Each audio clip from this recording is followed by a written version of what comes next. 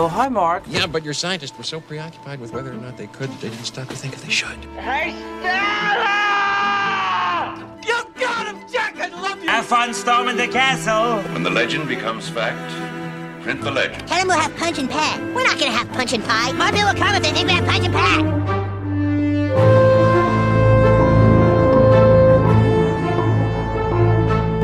Hello and welcome to Frame to Frame, part of Punch and Pie Media. We are the podcast that take two seemingly unconnected films and slam them together like a guitar-playing cowboy and Tommy Lee Jones dancing. I'm Andy Williams. And I'm Sean Wilson. And this week we've got a very special guest on the podcast with us. She's the co-host of the wonderful podcast Fade to Black, the chief film critic for The Independent, the author of Wes Anderson, A Retrospective, and someone whose work I've both followed and admired since That Darn Movie Show. Welcome to the podcast, Clarisse Loughrey. Oh, that was a deep cut. He's done his research. Oh, wow. I frankly didn't have to. I've been watching your YouTube videos for years. Wow, thank you. Big fan, little bit starstruck, but thank you very much for coming on the podcast. You're about to be very not starstruck. But thank you. I'm very happy to be here. So, Clarisse, where can people find you? What are you doing online nowadays? I know Twitter's now a hellfire, so don't go there, but where are you? I'm mostly on Instagram. I think I post the most on there, which is just Clarisse Loughrey. Also a bit on Bluesky. Also Clarisse Loughrey. Letterboxd, I guess. That's the one I've not dove into yet. Sean is very much a Letterboxd person. Yeah, the listing on Letterboxd, yeah. We're very into that. Yeah, except then I get really busy and I forget for 2 weeks and then I upload everything at once and I'm sure that really annoys people. Sorry. Is it like when you forget that you've seen a film, like, oh shit, now it's all going to be out of order because I forgot to list that film that I actually saw? Well, yeah, because I have everything in my diary, but then I have to go through my calendar again and be like, what did I see last week? And then plug in all my reviews and I just feel really bad for...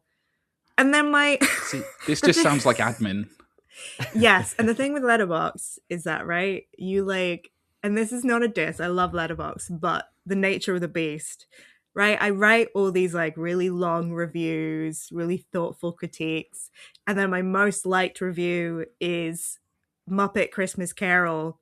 I think I was drunk when I wrote this. I just wrote socialist masterpiece. It's got thousands of likes. And I'm like, yeah, what is the point of my life? It's like the one of the maxims of the job is don't overthink it. Yeah. I mean, you're not wrong. Yeah. I think, Clarisse, I first spoke to you, I think. Do you remember the Dr. Sleep screening that was, whenever that was, 2019 it might have been? There was that awesome screening, I think it was in Islington, where they had the bar at the back of the cinema. And the pillows. That's it. Yeah, I've still got that. I've slept on that pillow. You did. Yeah, you did. Yeah, it should be condemned, really. But yeah, it's still there. But yeah, that was they gave us like the room 237 key, and then they had all the waiters dressed up doing those really nice cocktails. Actually, yeah, it was quite a lethal screening. That I was like, I'm gonna have to stop drinking, otherwise I will not remember anything about the film. How the other half live. That's what. It's not that glamorous. I saw it in a cine world. It was fine. But Today we are talking about Women of the Wild West. So, Sean, I believe this theme came from you. Yes. Explain yourself. I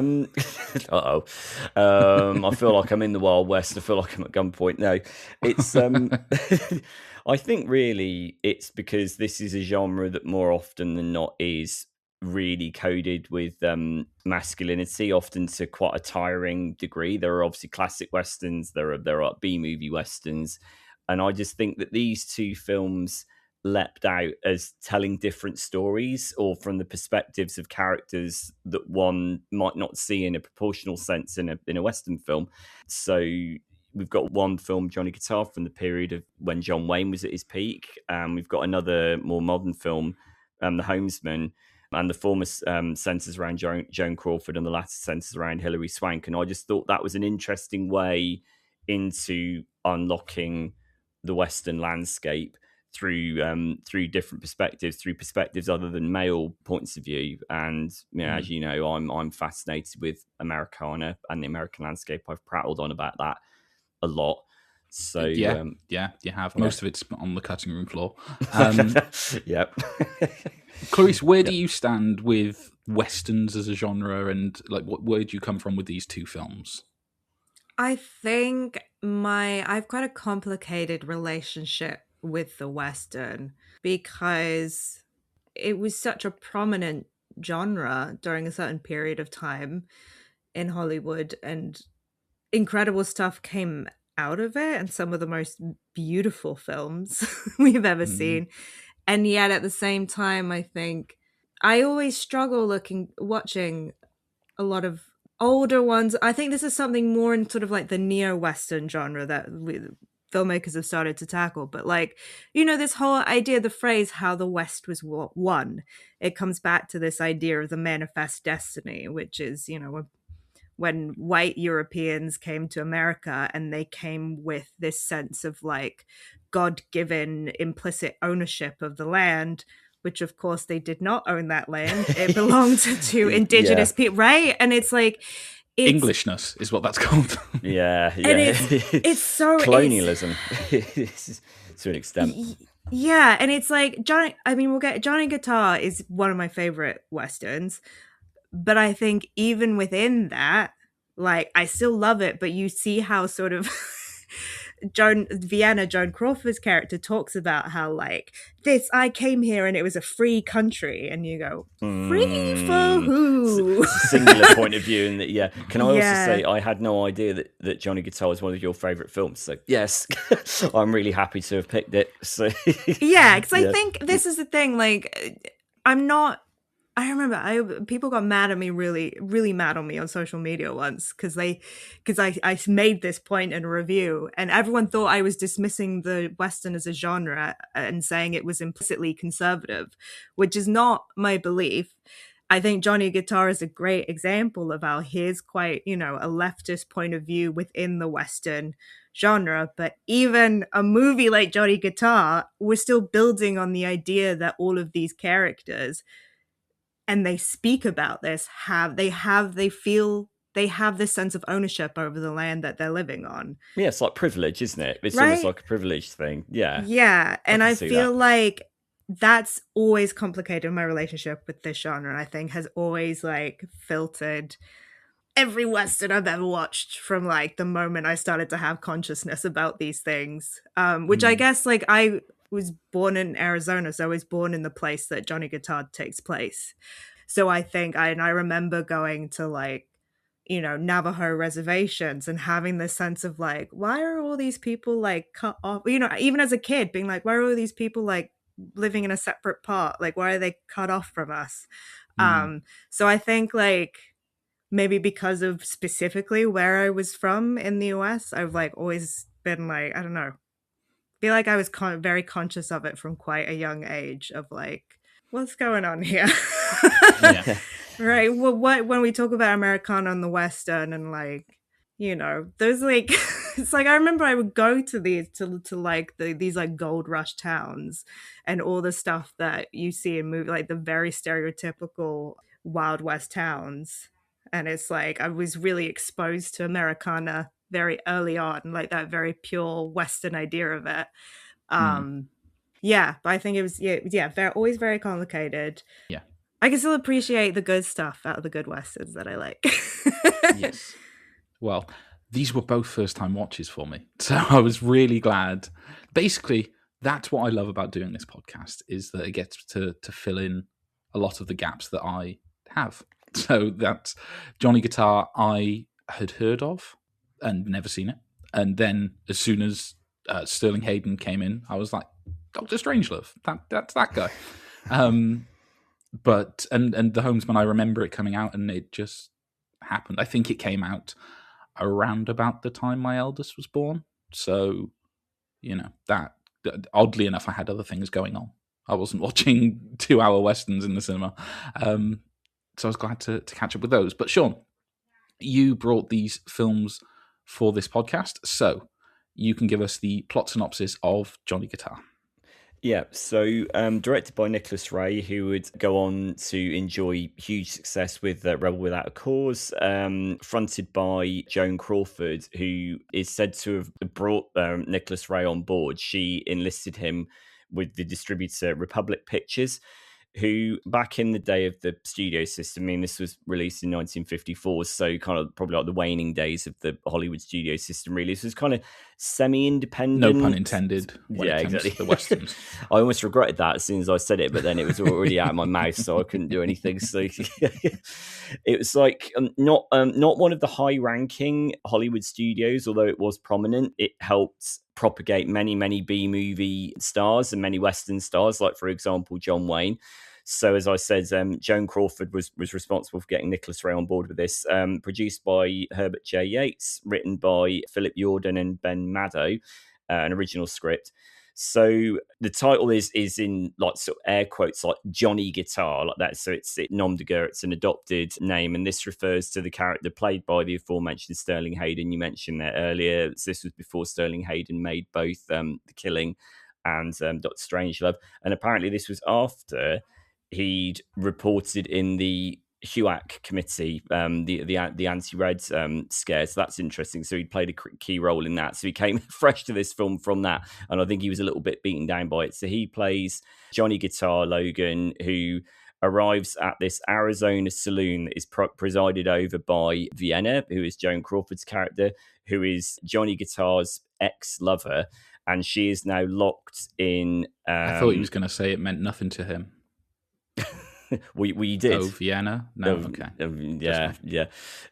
It's just I could literally hear that joke going over your head. Yeah, I know. Yeah, it's like a jumbo jet that's like flying over the air. So Vienna is his ex-lover, and she's now locked in enmity with the locals over her support of a local railroad being built. So the film begins actually with Johnny Guitar making his way through the desert, and there's a great big dynamite explosion. So we can see that this is a time of great change in the American West. The railroad is making great inroads. Vienna is supportive of this. She is a very, very headstrong, independent woman in a very, very like misogynist, male-driven environment. And she is basically in a working relationship with the local gang led by the Dancing Kid, with whom she also used to have a relationship. Emma, Vienna's rival, played by Mercedes McCambridge, is green with envy that Vienna and the Dancing Kids have had a relationship in the past. Emma's brother has been killed by the Dancing Kids gang. So it's a very like sort of convoluted, internecine mix of like rivalries and betrayals and motivations at the beginning of the movie. And basically Johnny Guitar has come back into Vienna's life because she's basically brought him back in for reasons that we can get into. The thing is that Vienna is then given 24 hours to close her saloon that she has worked so hard to open. She is basically presiding over this little fiefdom that she has here, and she's very, very staunchly protective of it. In comes Johnny Guitar, who has some kind of gunslinging past, which he has apparently abandoned for the time being in favor of playing music. We know that won't last very long. We know he plays music because he has a guitar on his back and plays, I don't think, any actual notes. When he puts his fingers on those frets, I don't know what he's doing, but yeah, good sound comes out. There's also a scene when Joan Crawford is sat behind a guitar playing the theme tune. I'm like, she's not playing that. No, I can just tell from like the hand. I can just tell from the hand movement she's not doing that. But you know, it's a classic Hollywood studio picture. We'll forgive them that.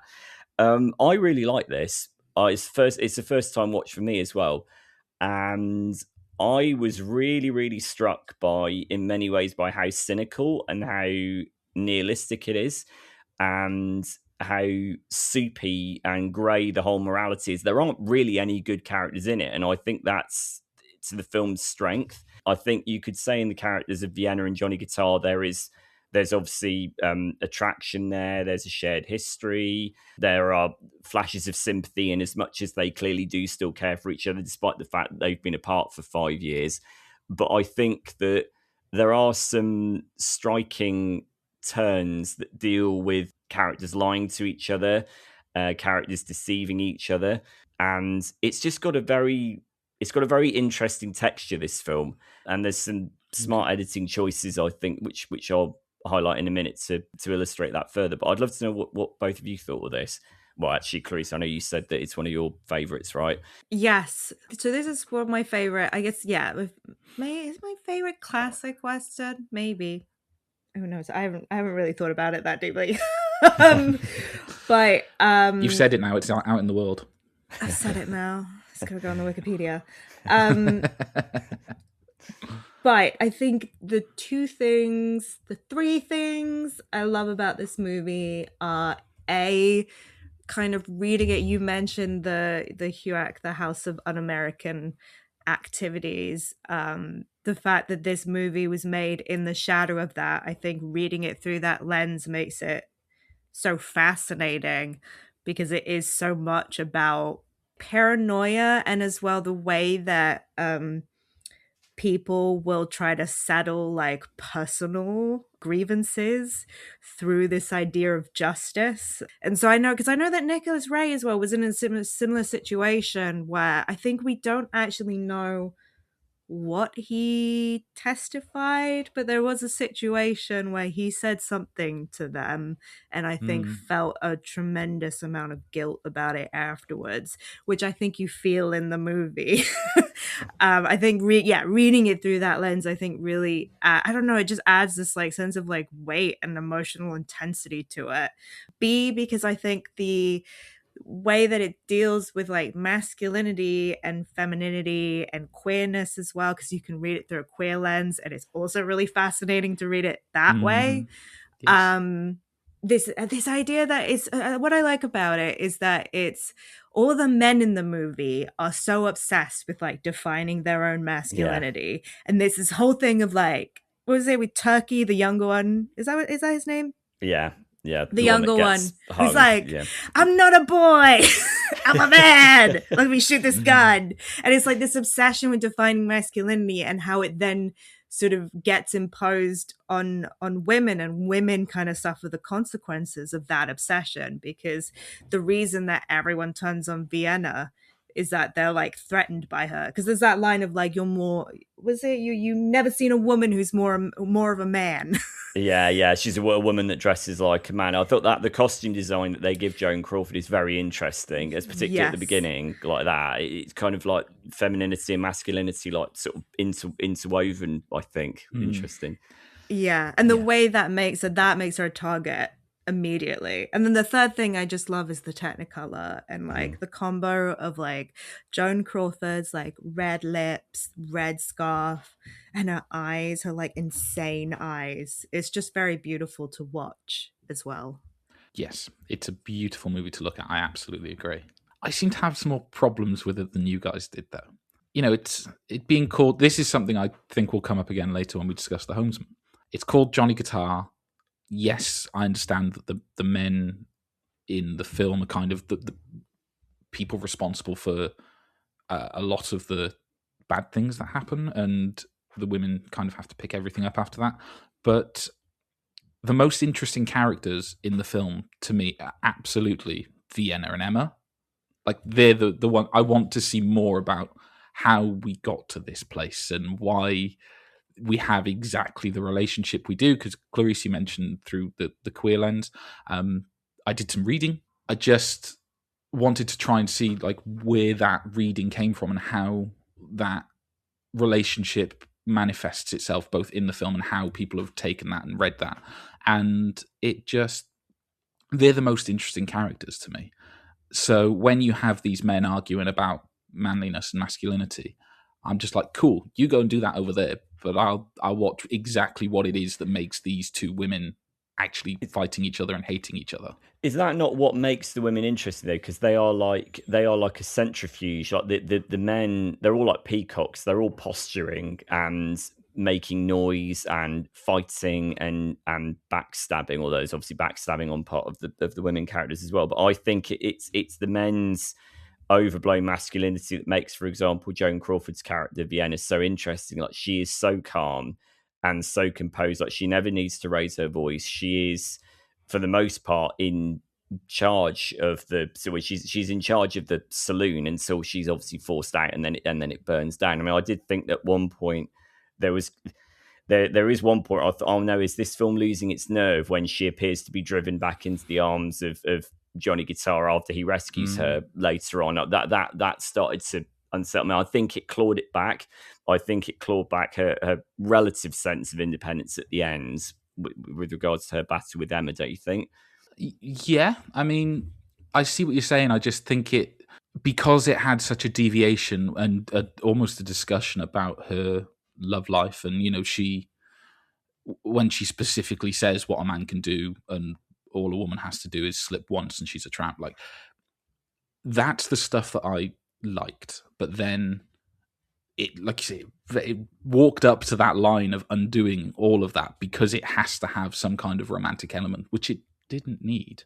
It's interesting. I think that, yeah, maybe there could be the argument that the movie bottles it, because up to a point there is a lovely hard-boiled sense of cynicism. The dialogue is very sharp. There's the famous exchange between Sterling Hayden and Joan Crawford. Tell me something nice. Sure. What would you like to hear? She says. And then he replies, lie to me. Tell me all these years that you've waited. Tell me. And she basically parrots back what he's saying to her. Her delivery is great on that. It's so good. Mine was terrible. I wasn't imitating her, but I mean, yeah, I was just doing it in a flat monitor.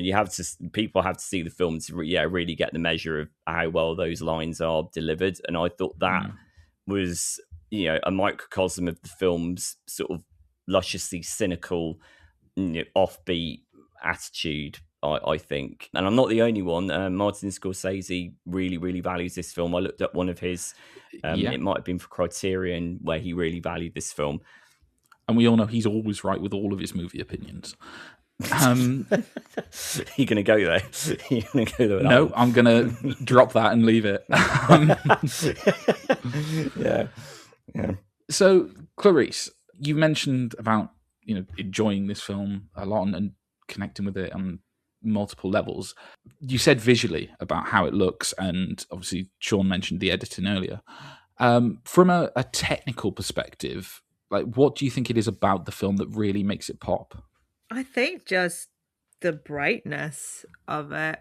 I mean, I actually don't know that much about the relationship between like the Westerns and Technicolor. So I'm not best placed to, but I think it's a combination of like the intensity of the Technicolor and also the costume choices. I feel like that are really made to pop. Because I think a lot of, I mean, unless it's sort of the we're looking at the musical side of the Western. I feel like paint your wagon kind of stuff, right? Yeah. I think Johnny Guitar really does stand out in that it was unafraid of color, and it was unafraid to like put Joan Crawford in these like red, yellow shirt, red scarf. You can't avoid her, can you? When she turns up, it's like, whoa. It's like you really notice it. Well, I think like often, I think in a lot of the other classic Westerns, they would be color, but it would mostly be provided by the landscape, right? By the sunsets, those horizons. I think costuming. Oh, someone's going to correct me. I don't know. I'm struggling to think of like another like classic Western getup that is anywhere as close as to be as bright as what Joan Crawford is wearing in this movie. And also I feel like the hotel itself looks really different from what I'm used to. It's like, it's so big. Yes. Right? All the saloons in every Western are like quite cramped. And then you come to this massive, there's a piano. Yeah. It's like really elegant. There's a real sense of sophistication to this hotel. So I think it's like the look for it does not look like other Westerns of this period to me. Yeah. I mean, when you mentioned costumes, the first one that popped into my head was Calamity Jane, but that falls into the musical again thing. yes so it's like I think certainly on the musical side they were but I think a lot of thinking of the John Wayne movies, they're not putting him in that bright of a yellow. I mean, that I'd quite like to see. Yeah.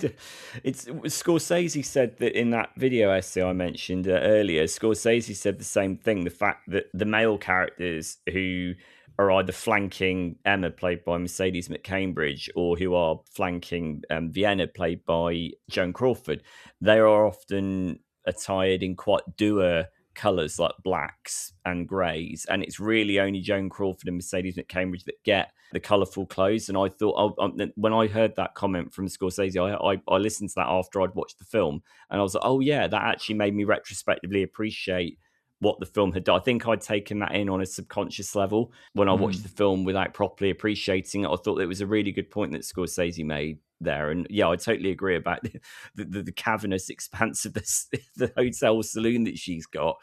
Yeah, it's great. It's very, so the fact it kind of twists around in, like, when you think of a typical saloon, you've got tables in the middle with surrounding balcony, right? And then big stairs that go up to it. And that's not really how it's laid out here. John, you mentioned the editing earlier that you wanted to flag up. What was it in particular that you connected with? Well, there's several sequences. So the editing is credited to Richard L. Van Enger. And I just think, to go back to the editing, I think goes back to my point that I said earlier, which is that you have Joan Crawford's brilliantly self-assured, independently spirited screen presence, very fierce. Like I mentioned, her eyeliner, that very, very strong eyeline, very unflinching. And there's a scene where she is, I forget which character she's talking to indoors. Meanwhile, Sterling Hayden and Ernest Borgnine are knocking seven bells out of each other outside, and it intercuts between her impassivity in the interior sequences, and then the two men ostensibly being men settling it with fists outside. And I think it underlines the strength of her character, and I love the intercutting there. I think the editing choices are smart, and I think it supports the themes of the movie. That although it's called Johnny Guitar, it is ultimately about her character. It's about Joan Crawford's character and Mercedes McCambridge as well, to a certain extent. I think that the editing does a really sharp job of undercutting us in terms of where characters are going to go. So the character of Turkey, who is effectively lynched after giving up Vienna, despite the fact that he's told that he won't be lynched, he ends up being lynched by Mercedes McCambridge's Emma, who turns out to be a great villain. I mean, whether she's a villain or not, she's an antagonist, I would say. She's certainly the antagonist. I'm not sure I'd go so far as a villain. Yeah, she's probably more complicated than just being a straight villain, I would say. But she's a really, really interesting. I mean, she is, when she's leading like the climactic charge to go and hunt Vienna and Johnny Guitar down, she is at the forefront of all these men, including one of whom is played by Ward Bond, John Ford regular, and she is like leading the charge. And I'm just kind of thinking, for the period in which this was made, this feels really radical for a 1954 Western in which you've got a woman leading the cause of revenge, and you've got a woman with her own saloon, with her own business, attempting to make a living. And this will probably spill over into the Homesman as well. The idea of putting this through a female lens and looking at the anxieties and the tensions of what it took to stake out a livelihood in this landscape, particularly with the railroad coming through. I was really struck by the originality of this, I've got to say, even if the story is maybe a bit flawed. I mean, I think you kind of hit on it there, that there are these two different ideas presented in the film of what womanhood is, right? Like you've got Vienna being the typically male coded, and then you've got Mercedes McCambridge's character Emma being almost like a judge, again in a usually male coded way, but this film flips that, and it takes that and makes them the more interesting characters. I'm amazed you brought up Ward Bond without mentioning It's a Wonderful Life, so well done. yeah. Bert, it's Bert. Yeah, sorry. I haven't done James Stewart for a while, so it just comes out. So yeah. The film's score, though, done by Victor Young, who also did the title song, which he co-wrote with Peggy Lee, who performed it. What did you make of the score? Now, this is interesting because I would say, bearing in mind, I think this film delights in subverting our expectations of gender, of matriarchy, of patriarchy, of point of view. I do wonder if the score threatens to oversimplify the narrative, because I mean it is very interesting that in the intimate scenes between Joan Crawford and Sterling Hayden, who apparently hated each other. Well, Sterling Hayden apparently hated Joan Crawford. The score does very much fall back on those wavering string notes, which I think do threaten to sentimentalize what is actually quite a sort of diamond hard, quite tough and quite angular story.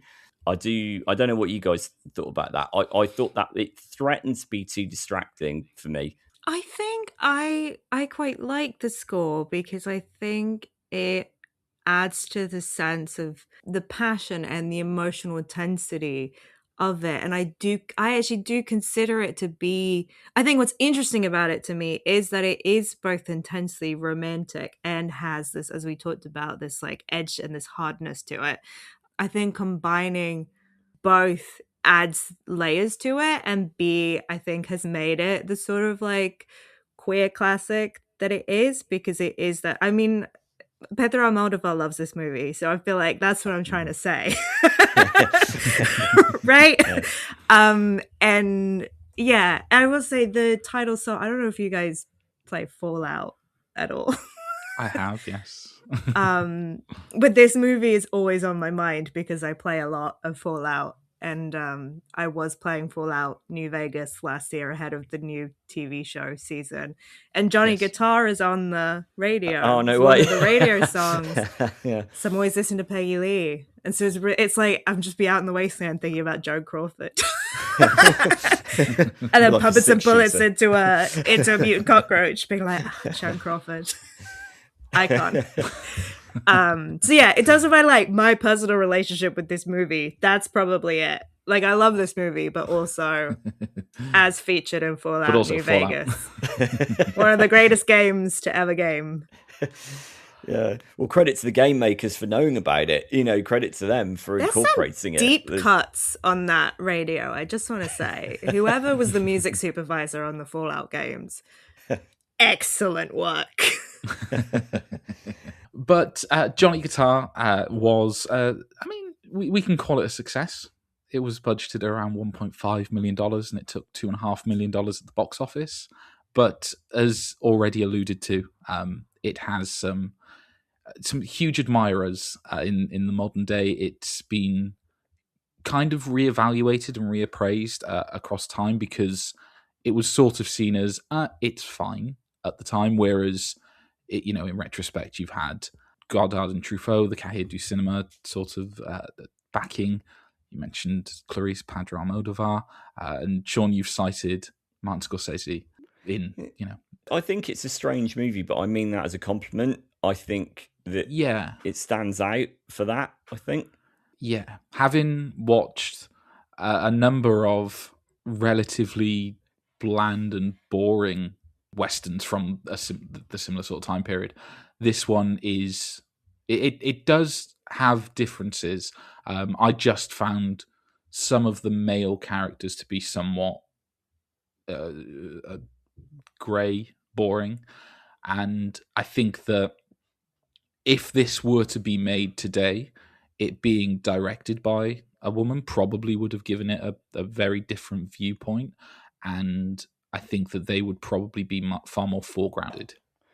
I think just before we round it off, I think just to give a bit more context to Joan Crawford herself, who really was, she parlayed that force of nature persona into the characters that she played on screen. And I think Joan Crawford had a very, very fascinating career and a very fascinating life, including being dismissed, as box office poison by male studio executives.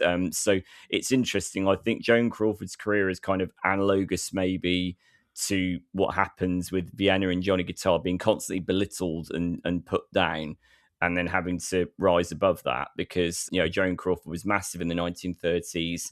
Her career was said to have tanked at the end of the 1930s. She then came back with Mildred Pierce, for which she got the Academy Award. And then there's the Joan Crawford is the stuff of legend, the feud with Betty Davis, which is of course legendary.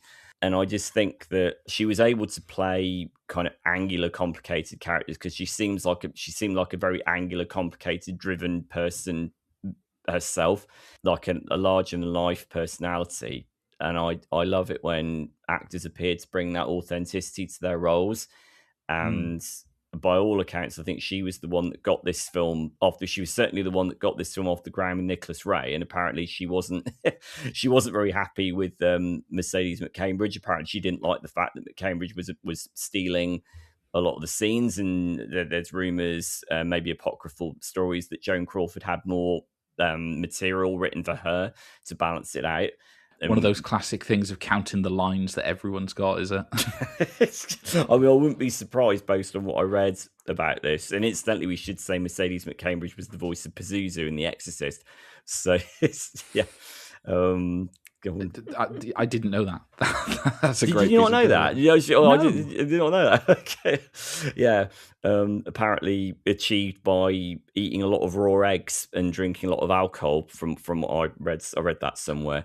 But that's not a recommended diet. Just so we're clear. I mean, she's playing the devil, so I mean, he's probably not into healthy eating or healthy lifestyles. So yeah, that's true. That's true. Yeah. But that will pretty much wrap us up for Johnny Guitar. We're going to take a short break, and when we return, we'll be discussing the 2014 Tommy Lee Jones directed Western, The Homesman. And we're back. So, The Homesman was made in 2014 by major film star and occasional director. Like I'd not ever actually seen a Tommy Lee Jones directed film before this. This being his fourth film. He'd done The Good Old Boys, The Three Burials of Melquiades Estrada, Sunset Limited, and this being The Homesman. So, The Homesman tells the story of three women who have been driven mad by various aspects of pioneer life. They are to be transported across the country in a covered wagon that is being piloted by Mary B. Cuddy, played by Hilary Swank. She, in turn, employs... Should we call him lowlife? He's definitely some kind of drifter fella. He's George shabby. Briggs.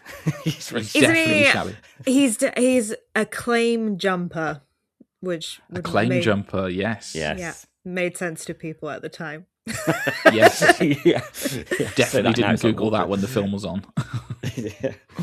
But then it's explained, it's made clear. But so she's transporting these women, and she brings on the rugged George Briggs, played by Tommy Lee Jones. And I don't know if there was a man ever made for Westerns more than Tommy Lee Jones, but he is he's just got the face of a man you expect to see in the Wild He's got West. the Grand Canyon on his face. I mean, especially now, it's quite extraordinary. Is that a good thing? I mean, I've been to the Grand Canyon. I've flown over it in a helicopter. I looked down. I was like, I can see Tommy Lee Jones's face looking up at me. I didn't do that. You're a bad man. I meant that as a compliment because he's got a very characterful mug. So yeah, characterful mug. That's what it'll say. That's the title of his autobiography. A very impressive cast for this as well. Wherever you look, there's someone where you go, oh, it's that person. Oh, it's that. So you've got Tommy Lee Jones as George Briggs, Hilary Swank as Mary B. Cuddy. The three women that are being transported are Grace Gummer, Miranda Otto, and Sonia Richter. Across the terrain and across the journey that they take, we meet people such as, John Lithgow is at the starting point. Haley Stanfield shows up at the end. Tim Blake Nelson. James Spader doing the strangest accent I think I've ever heard. William Fichtner, if anyone is following on threads, I was recently asked the question as to what Wi-Fi stand for, and it is obviously William Fichtner. But Jesse Plemons, it's a long-standing thing that I'm not a big fan of Jesse Plemons, and he plays... What? He just plays creepy weirdos, right? I'm backing off now. I'm backing off. Yeah. Creepy loner weirdos, that's Jesse Plemons. Yeah, and sometimes we need them in movies. And they are always played by Jesse Plemons.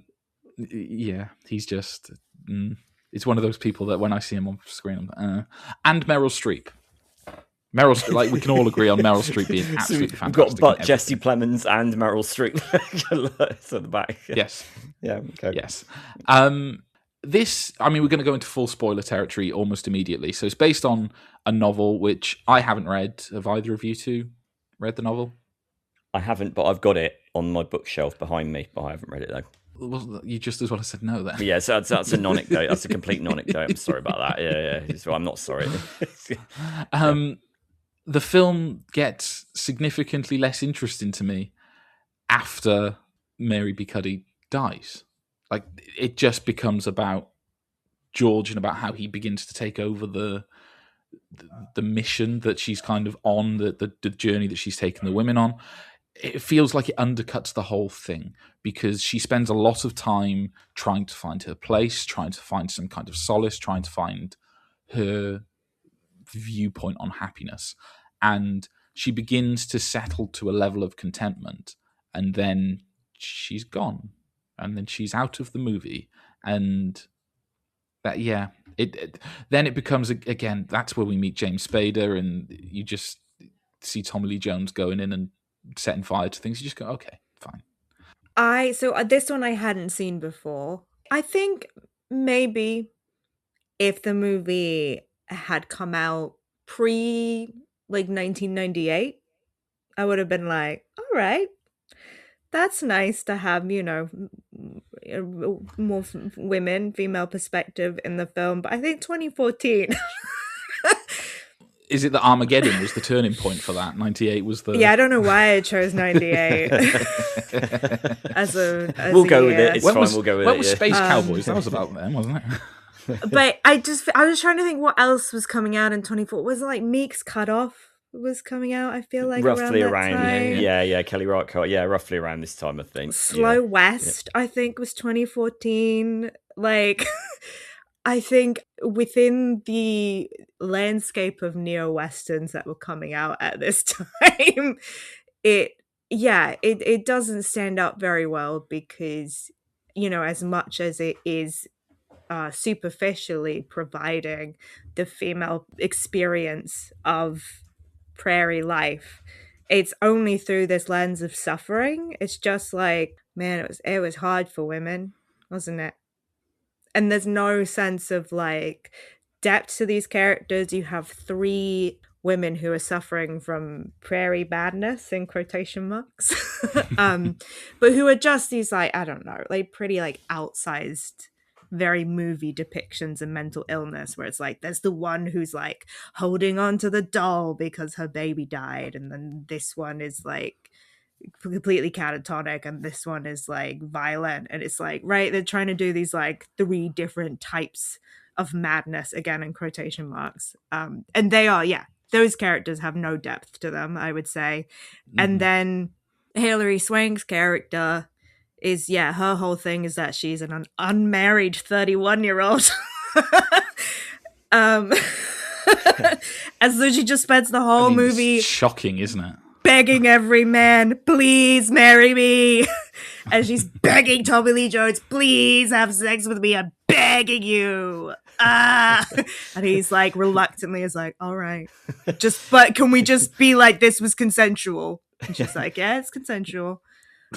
And then please have sex with me, Mr. Grand Canyon. Yeah. And then when he doesn't want to marry her, she's like, well, I guess I'll just kill myself then. Like, it's just... If I can't even get Tommy Lee Jones to marry me, then what else do I have to live for? Yeah. Wow. It's such a, like, just the idea, like, that no woman at this time period could have any sense of agency, right? It, like, cannot conceive of this idea that women might have actually had agency at this time, despite the pressures, the economic and social pressures that were put on them, which I would say, right, when we have movies like Meek's Cutoff and Slow West coming out at pretty much the same year or very close to that, where those women like can get shit done despite the limitations on them, and the women in those movies suffer, but it's not the entirety of their character. They are also have resilience and they have active things that they do, and they fight and they love, and they don't just beg people to marry them. But the movie goes through great pains to show us that she's self-sufficient, right? It shows us that she is financially secure and that she doesn't want marriage necessarily for convenience. She doesn't want it to up her station in life. She wants it because she's kind of emotionally starved. And that's kind of what makes it worse. If it was for a reason, it'd make sense, but yeah. Yeah, just this idea that she could never be happy. She's got a whole ass farm. Yeah. And she's clearly very adept at, planting. Just get a dog. And also she's like in a community as well. That's what I don't find. I find the idea of her isolation isn't really established very well, because she's going to church, right? So she's part of a community. She's not like she's living 3 days travel from any other living soul. So she seems to be a part of this town. And so it does seem like, I don't know. I feel like she, for me, I never got a sense of why this character felt so isolated, apart from the fact that she was unmarried. Like, I didn't really get a sense. There was just this sort of sense with all the women in this movie that, like, oh, why wouldn't you go insane? Because you're a woman in prairie times. What else is there to do except go insane? I mean, that sounds like a good tonic right now. Yeah. John, what do you make of it? Well, I've kind of backed off because I feel like I'm going to be going out on the frontier of film criticism with this one by saying I actually really like the film and I think it's really underrated. I don't think it got its flowers, its prairie flowers at the time. I think precisely because it is very bleak. It's an incredibly bleak. There's no hope in it at all. I mean, at least at the end of Johnny Guitar, there is some semblance of hope, even if it might arrive at it in a fairly clumsy, roundabout way. But I think that ultimately, I don't think that this movie, personally, this is just my personal opinion, I don't think this movie undercuts Hilary Swank's character. I mean, for one thing, I don't believe Hilary Swank would have signed on to play this character had it been patronizing or demeaning, because Hilary Swank is known for playing very, very forthright, strong characters in the likes of $1 Million Baby. I think it's more about, it's not a comment about her as a woman, more about the, maybe, if I can use this word, the foolhardiness of thinking that anyone can tame the landscape. It's the landscape that is so overwhelmingly brutal. And there are people that can basically adapt to it. In this case, Tommy Lee Jones's character, but he's adapted to it by becoming this basically completely grizzled, animalistic, quite vile character.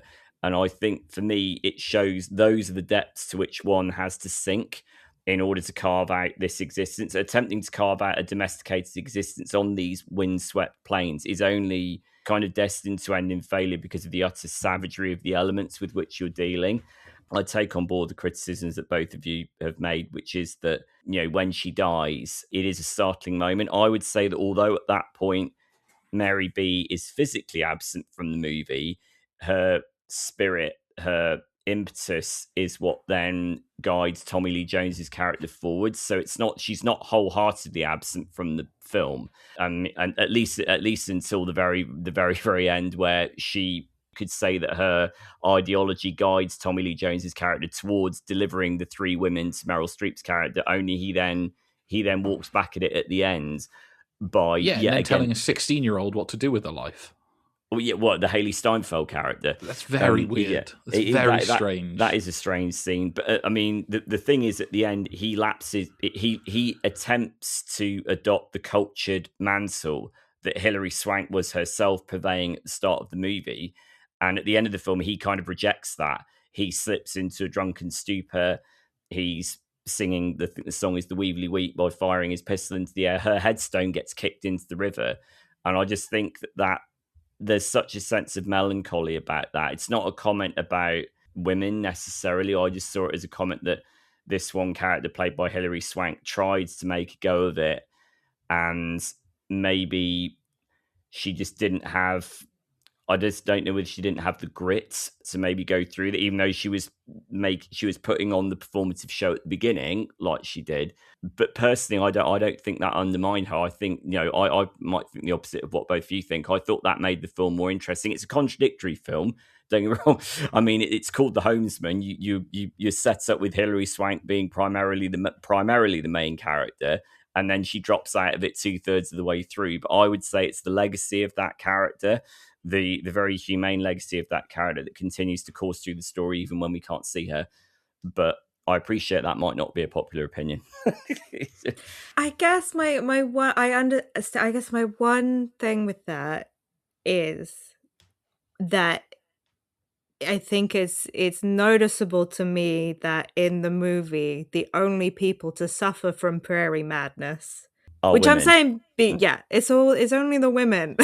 Which is not the reality of that. So the prairie madness, like, I'm using that because it sort of is a term for a condition of like the mental break. People were regularly having mental breakdowns in this period of time, for understandable reasons. I think the idea that it would only afflict women because there's a lot connected to the loss of children. Yeah. This is what Wikipedia. There is a debate between scholars as to whether the condition affected women more than men. Although there is documentation of both cases in both fiction and non-fiction from the 19th century. Women and men each had different manifestations of the disease. The men didn't actually care about their children. That's how it works in Westerns. Yeah. I think the idea, I do find the idea that just women were having mental breakdowns interesting. Is it not, for me, is it not a kind of, because when we said in like Johnny Guitar, the reason why the character of Vienna played by Joan Crawford is so interesting is that she's staking out her own claim against a very male-dominated environment, whereas in this film, it's the women are suffering because the men are, well, Mary B isn't married in the movie, but as we've said, but the other three women who suffer psychological tribulations are all treated abysmally, horribly, but this landscape, it's a landscape. Just throw them into the local other place. Is that not more of a comment on a landscape that allows horrible men to propagate and lord it? Yeah, we fixed that now, though. It's good. Job done. Yeah. It's a contentious one, this. Yeah, because I think that's again the tricky thing of like, well, then is it meant to be? Is this a movie about the inhospitable nature of this time and this place, or is it right? What is making it inhospitable? Is it the land itself, which I would say is going to not have a gendered effect on people because everyone is affected by disease and the loss of crops and starvation, isolation, extreme weather, versus is it about the social structure, which doesn't really, that is everywhere. That is not connected specifically to the, or if they are connected, because obviously if one is more extreme, women will suffer more, then I feel like the movie needed to make that point, because I think all I saw were just like, here are the hardy men who are, they make it right. That, Tommy Lee Jones, he's a bit crazy. But he's making it through because he's got the grit. And then here are these women who none of them can make it through to the end. It's almost like, I think like Tommy Lee Jones's character has like subjugated his humanity in a way, and Mary B almost inspires him to rise above that, and then it almost works at the end of the movie, and then it doesn't. I wonder if a lot of these weaknesses are to do with the source material, which I think we said none of us had read it. I can't claim for how faithful this is to the book. I mean, maybe the book did set up more of a social study, and maybe Tommy Lee Jones pared that back. That might have helped, like you say, being at the beginning, like looking at Mary B in the context of the community in which she was in, might have given it a bit more ballast, maybe. I think Tommy Lee Jones would probably say that he was making a movie about social structures. I just don't think he did it well enough. I don't think the script is strong enough for that. It just kind of fell down for me. Like the title of The Homesman obviously being ironic, Unless you see it as he's kind of the main character the whole time. Because let's be honest, in many other westerns, that he would be the main character and she would just be along for the ride. I found this movie to be not quite what I wanted it to be. Is there I mean, to go to the other end of the scale, when we get Meryl Streep emerging at the end, is that not also because she is unashamedly virtuous, and there is no question that her character is virtuous? She takes the three troubled women in. Is that not also simplistic, going to the other end of the scale as well? The only put together women we see really are those that are married to preachers. Everyone else is mad or in servitude. So maybe that was the way to avoid any form of prairie madness, is just to marry the priest. I think there is an implied social commentary in that. I do agree with you. I mean, maybe the movie doesn't elucidate it particularly well, and I would say that is another implied damning comment on the nature of psychological survival in this landscape. Personally, the idea that alignments have to be made, like you say, maybe with preachers. I mean, it's maybe not articulated all that well necessarily in the movie. I just found it on a tonal level. I just found it arrestingly melancholy and like introspective. A lot of this comes from the score by Marco Beltrami as well, which I think is beautiful. And I was wondering how long it was going to take for you to bring his name up. Well, Marco Beltrami, yeah. It's got. Is he in the Spittoon?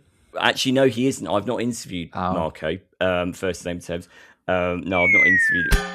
I've not interviewed him. So Clarisse, just for your benefit, that's the name check Spittoon. So if one or both of us has interviewed somebody, we land the name in there.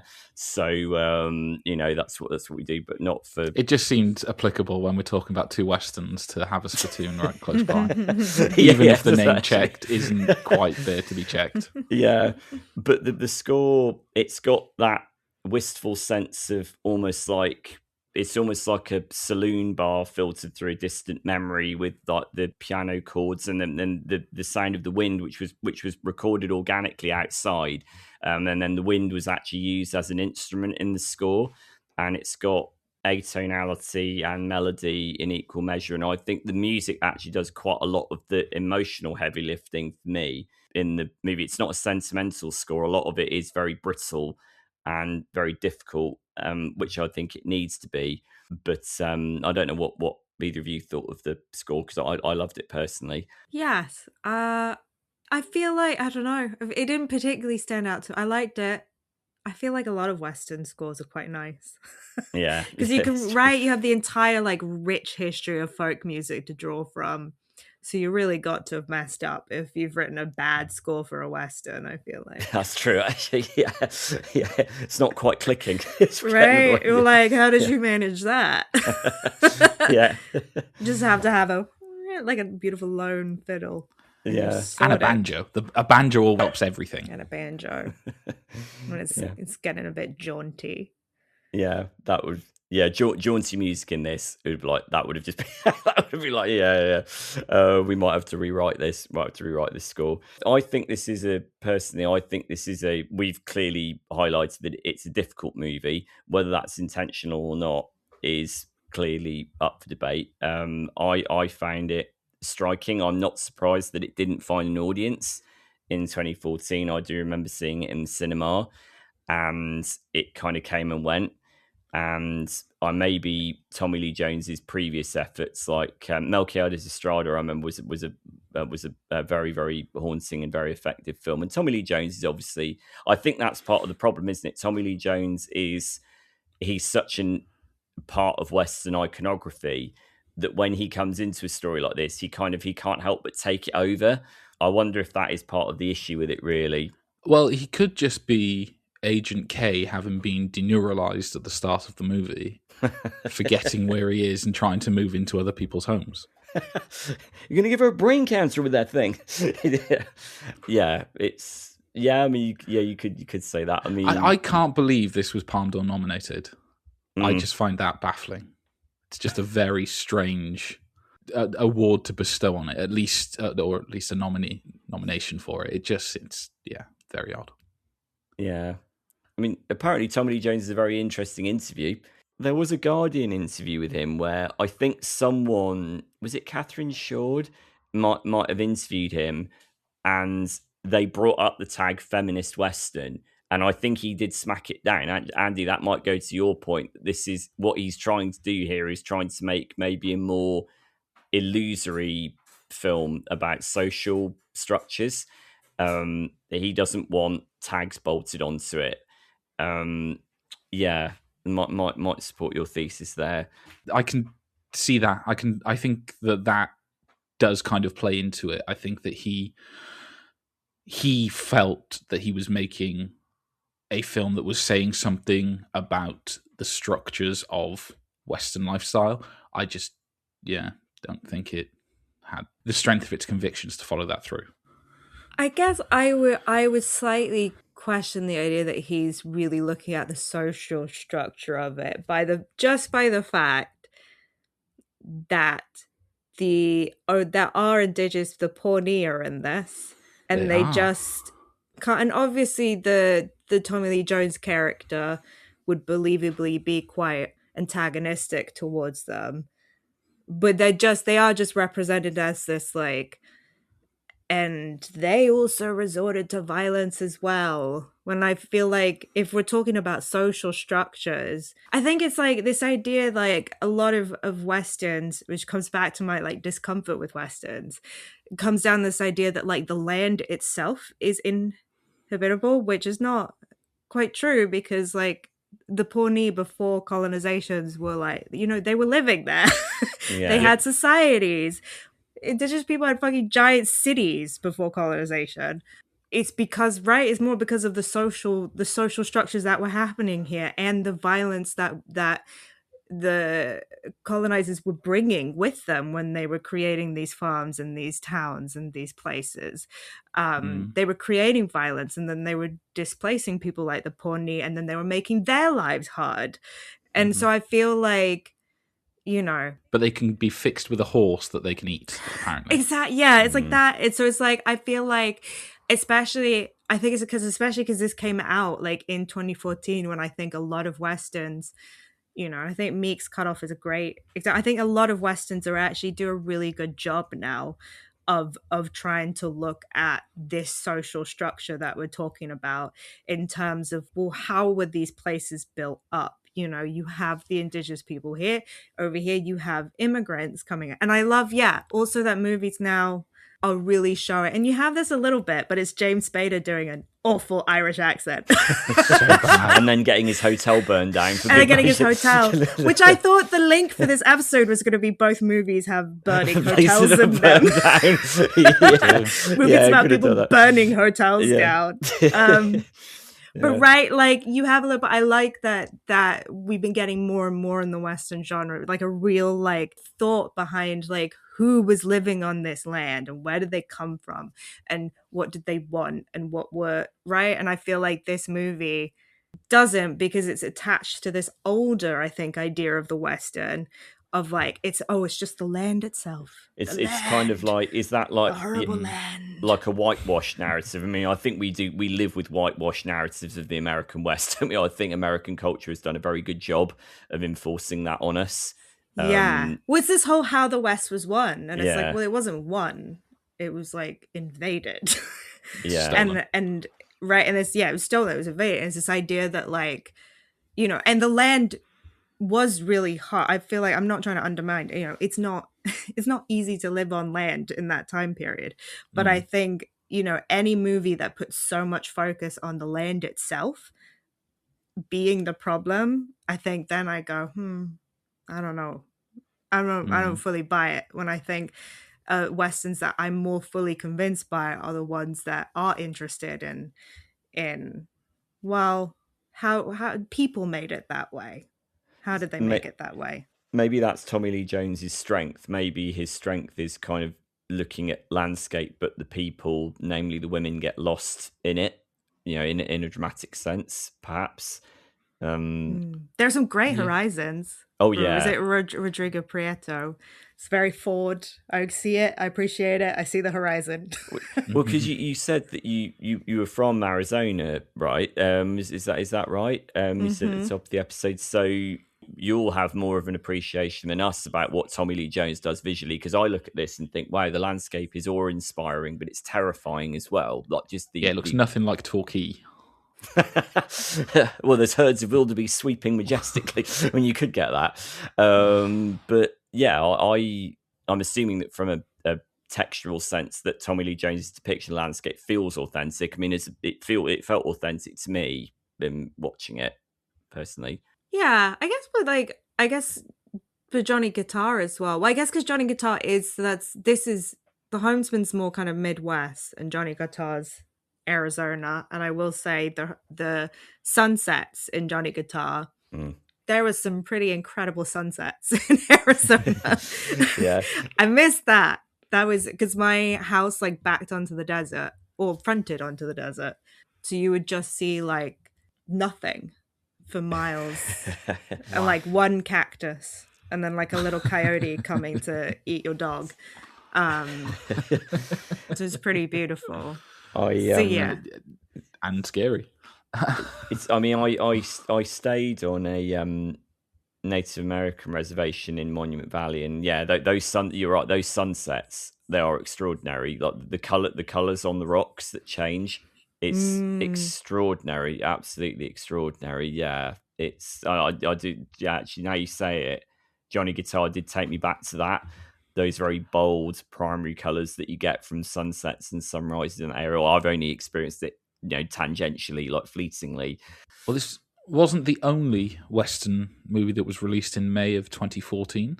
It had to combat space in theatres with A Million Ways to Die in the West. So, there was clearly a resurgence. Neil Patrick Harris shitting in a hat. Yeah. And singing about his moustache. Yes. Yeah. The Westerns went through something of a revival at that point, and then very swiftly we moved along and got things like Bone Tomahawk came out afterwards. Oh, I love that film. That's a great film. Yeah, it's good. Yeah. So, we've already mentioned Meek's Cutoff came out a few years prior. There was Hell or High Water a couple of years after. So I think there's still space for the Western. Not quite the outdated Western that it feels like Tommy Lee Jones made. Would you go up to Tommy Lee Jones and go, do a better job, Tommy, next time? No, absolutely not. That man would break me with just a look. Yeah. Disappear into one of those crevices in his face. Yeah, just never to return again. Yeah. His poor face has taken a battering on this podcast. It really has. Yeah, it really has. Yeah. As you mentioned earlier, it was budgeted at 16 million. It took just 8.2 million at the box office.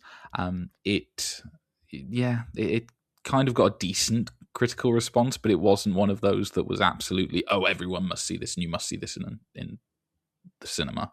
I think the relationship between Hilary Swank and Tommy Lee Jones's characters it's a bit strange. It's a bit weird to have that. To have Tommy Lee Jones directing a movie and then taking the supporting role, but in that supporting role still, having a level of romantic relationship with the lead feels a bit icky when he's like 30 years older than her. Yeah, it doesn't seem believable in the movie. And I laughed when it happened because I was like, really? Yeah, right. And I think you're kind of meant to laugh at her, which I think undermines her character, considering what happens after. That it's like, man, she's so horned up. She wants to have sex with the like crustiest guy she can find in the Midwest. Which is not and this is not an insult to Tommy Lee Jones, but it's like the character is represented to George Briggs as the crustiest guy you could find, And he's like going on, ba-ba-da-ba-da. He's first shown running out of a burning building in his long johns, like like covered in like soot and right. He's not like a dashing, right? He's not the dashing cowboy. No. But he at the end of the film. Ways. He tries. You think maybe he's been influenced by both Hilary Swank and Meryl Streep in equal measure. It's like no, and that shot of him drifting off back across the state lines on the ferry, I do find that a very haunting, troubling final image. I find that very arresting. Well, it kind of undoes all of the final scene of him buying nice looking clothes and trying to do good for Haley Steinfeld's character and trying to clean himself up and get the headstone for Hilary Swank's character. So it then undercuts that with the ending, which he can't overcome his own nature effectively, which is an interesting theme, but maybe slightly misguided in the context of where the story could have gone with her character, perhaps. Yeah, maybe I feel like it should have ended with Hailey Steinfeld and like she reveals she's actually the girl from True Grit. Yeah, that's true. Yeah, I don't know. Maybe to end done. I don't know, to end with her going off and doing something. I think that would have been like, Pay it forward. Okay, yeah. I don't know. Yeah, I don't know how I would have fixed the ending. I'm sorry, Tommy Lee Jones. Yeah. We're doing the thing. We're reviewing the movie we want it to be rather than the movie that it is, and it's like, I do that quite. And giving studio notes to a movie that came out in 2014. Which is depressingly 12 years ago. On that lovely note, it just leaves me to say thank you very much, Clarisse, for giving us your time, your expertise, and your viewpoints on these two films. Where can people find you? I am at Instagram or Clarisse Loughrey, or on Bluesky, also at Clarisse Loughrey, and maybe on Letterboxd. It's all linked there, and people can obviously listen to Fade to Black as well. That's a great podcast that I listen to on a weekly basis. I think, Sean, you sort of dip in and out a bit more because you're not quite as anal as me about listening to everything. I don't get technology. I thought you were going to say that. There is that. If the boot fits. Yeah, which oddly enough, it might do for Haley Steinfeld. But thank you once again, Clarisse. And until next week, I'm Andy Williams. I'm Sean Wilson. I'm Clarisse Loughrey. And thank you so much for listening to this episode. You'll be able to find us on social media at Frame to Frame Pod. Speak to you again soon. Bye.